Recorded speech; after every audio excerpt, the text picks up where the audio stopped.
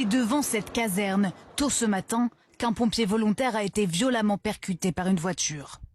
Le conducteur participait à un rodéo urbain à proximité. Il aurait volontairement renversé le pompier. Voici la caserne d'Évian-les-Bains. En face, ces parkings où sont régulièrement organisés ces rassemblements illégaux de véhicules qui roulent à vive allure. Comme sur cette vidéo filmée par un riverain il y a un mois. Vers 6 heures ce matin, 2 voitures participent à un rodéo devant la caserne. Les pompiers tentent d'y mettre fin. En fait, ils sont descendus pour demander gentiment et poliment aux gens d'arrêter. Et c'est là qu'il y a un véhicule, semble-t-il volontairement, maintenant tous les éléments vont dans le même sens, a foncé sur eux. Il y en a 2 qui ont pu s'écarter, mais malheureusement il y a un 3e qui, semble-t-il, était de dos, a été percuté avec une violence absolue.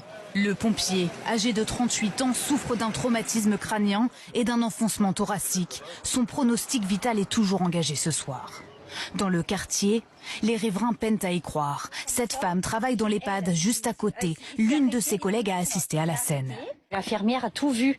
Alors elle était choquée. Elle a vu que le mec, celui qui est dans la voiture, qui a carrément foncé dans le pompier, quoi. Ça fait peur. Des voisins nous confient aussi leur exaspération. Selon eux, ces rodéos urbains sont de plus en plus fréquents. Trop, c'est trop. Là, on n'en peut plus. On est chaque fois réveillés, soit tôt le matin, soit tard le soir. C'est des incivilités terribles. Ce matin, alors que le pompier est blessé, le conducteur prend la fuite. Mais il est interpellé peu après et placé en garde à vue. Un jeune homme de 19 ans, connu des services de police et dont le permis de conduire avait été suspendu il y a un mois. Des bouteilles d'alcool et des bonbonnes de protoxyde d'azote ont été retrouvées dans sa voiture.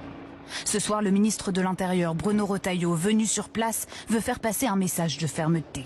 L'individu ne pouvait pas ne pas savoir qu'il avait affaire à des sapeurs-pompiers. Cette société